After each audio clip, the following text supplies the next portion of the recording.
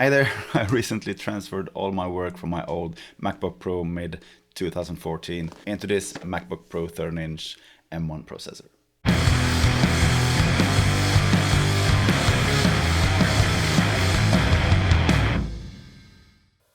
Hi, I'm Ulf at HoboRec Recording Studios. Let's talk about some computer stuff.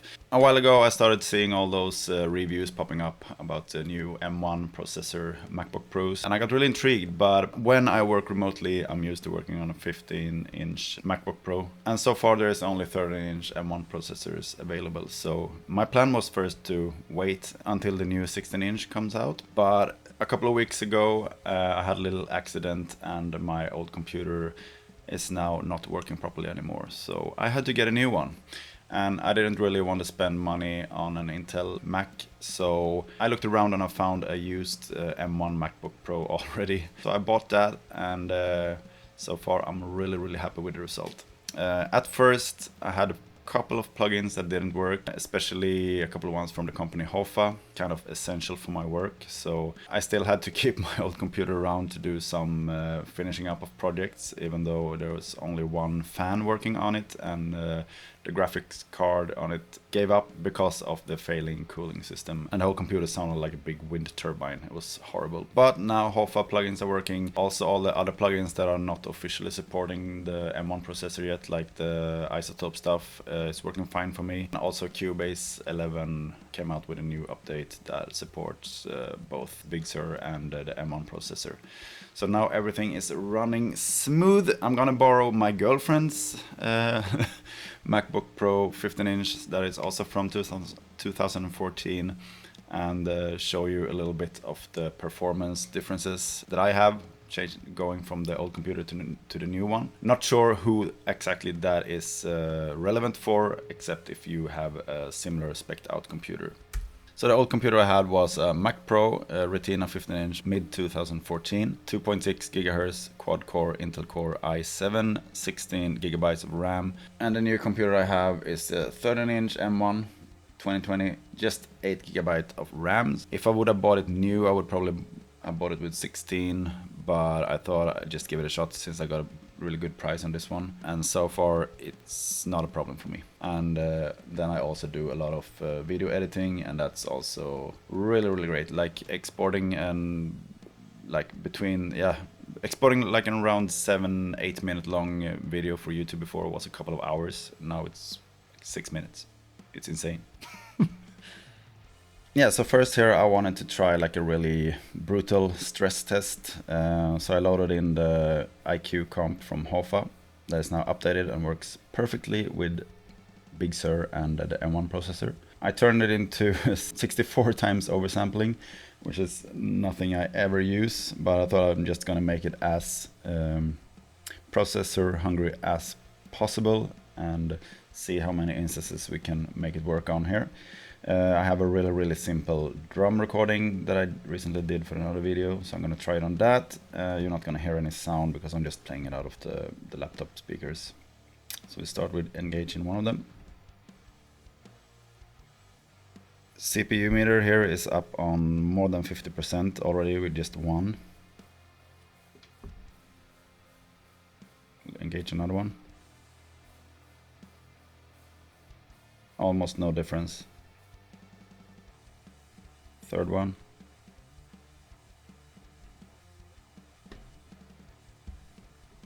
Yeah, kind of the same. 4. It still works. 5. And now it's starting to... Let's see if I can load up the audio performance here for you. You see, we're now up pretty high.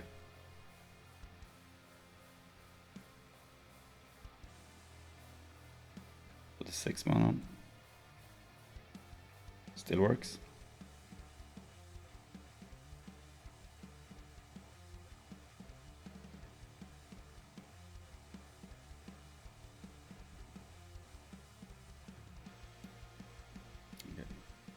It's a bit sensitive now on 7, but it works. it can play.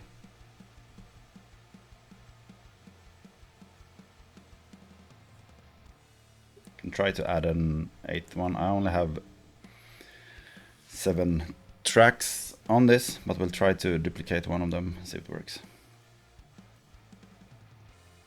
Nah, now we're getting dropouts. That's 7 instances of the Hoffa IQ comp with 64 times oversampling. That's not really something I would ever use, but let's compare it to the old computer. Okay, so I loaded up the same project here with the same. I have 7 instances of the Hoffa IQ comp, and let's start them one by one.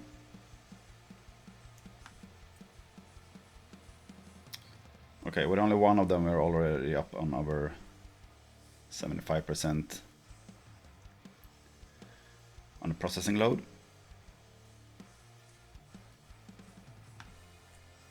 Just as with the M1 Mac, we're kind of in the same spot with 2 instances loaded.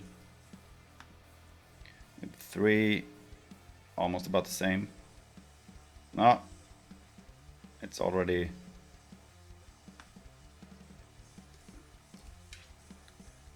hitting the red. It still works, but it's peaking the overload. Try one more.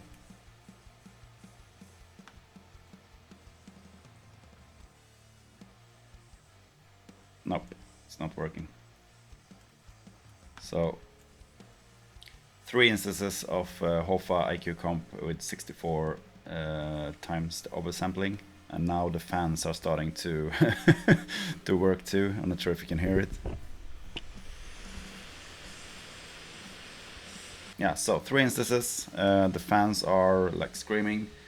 On the M1 Mac, I had 7 instances, and the fans were not even on. That's not really a very realistic test, is it? I thought we were gonna try another one, cooping up the tracks. I added some de-esser, compression, and reverb to each track. Not really what I use on most tracks, but I think that might resemble kind of a realistic session, and we're gonna see how many tracks of that we can play and still operate Cubase normally.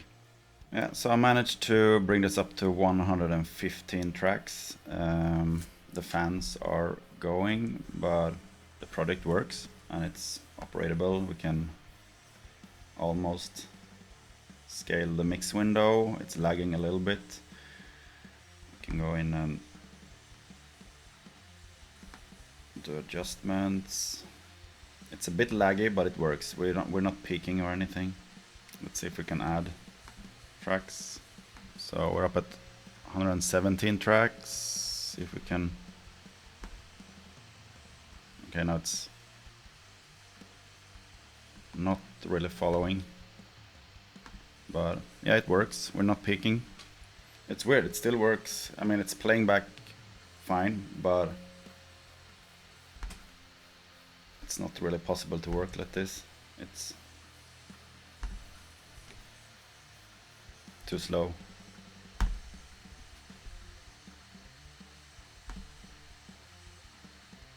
Yeah, and the fans are really going now. 125 tracks. Okay, now we're peaking. And nothing is working. Okay, so I think where I started at now, 120 tracks would probably be the maximum for still being able to work with the project. Okay, so let's head over to the M1 processor, and we're gonna start at 120 tracks, which was the kind of maximum on the old computer. And we're about at half the processor power. So let's add instances of 10.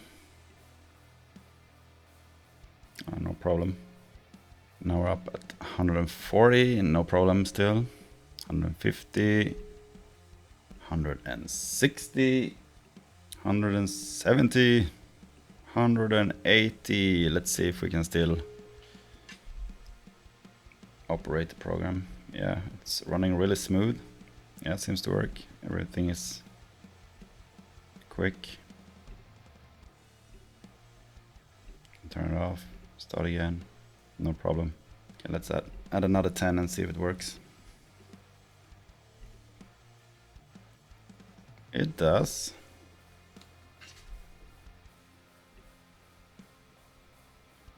Okay. So it seems like scaling the mix window is heavier on this computer for some reason. Because that was not a problem on the older computer, except for that it was really slow. So I'm not a computer engineer, so I have no idea how that works or why that is, but it's playing back smoothly. I can go into plugins, no problem, change stuff, bypass, close windows, stop, start, no problems. Let's add another 10. Oh.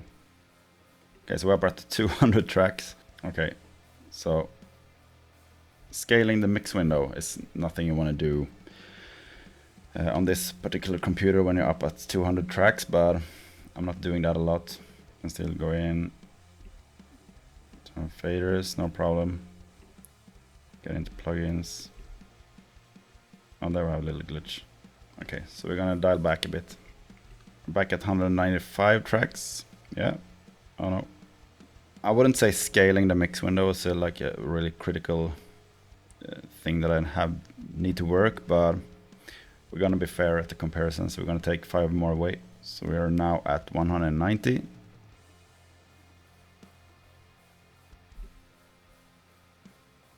Okay. I wonder if this is because of the computer or because of how Cubase interacts with the M1 processor, because I mean, scaling this is really fast and responsive, but it does hit into the red sometimes. Now it didn't, so yeah, I would say this works. So 190 tracks is fully operatable in this test, which says pretty much nothing, but when you're comparing the same stuff between the computers, this is what we end up at. I rarely use like 3 plugins on each track. And I rarely use up at 200 tracks, so I think I'm gonna be well off for a couple of years on this computer. 8 gigabytes of RAM, it's not much, but it clearly works, and I know from experience now when I've done some video editing on this computer, it's also not a problem at all. It does 4K really smooth, and there's no problem quick at exporting and everything, so I'm super happy with this computer. And fans are going a little bit, but I can't hear them really. Yes, as you see, I'm really pleased with the buy of this computer, and especially since my old computer that is from 2014, I bought that one used in 2017 for about $1,500 around there. Already 3 years old by then, and this new M1 I bought it for $1,100, and it was 2 months old. So it's practically new. It has the warranty is still valid and everything, so I'm really happy with that. Let me know what you think, and if you have any other experiences with the M1 computers. If you haven't subscribed to the channel, please do so. I know a lot of people are watching this channel that are not subscribed. I can see it in the statistics. And if you want to support me in any way, there are links in the description to some different ways you can do that. Other than that, see you next week. Bye bye. Cheers!